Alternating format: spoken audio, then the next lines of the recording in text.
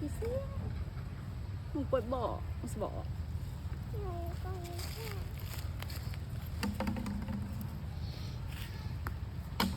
thùng đắng hay à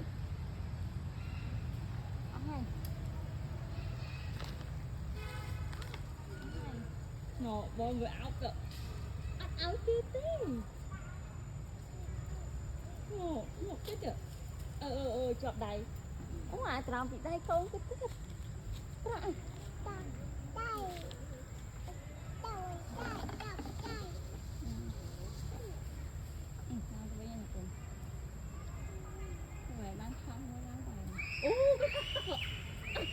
lôi vậy ta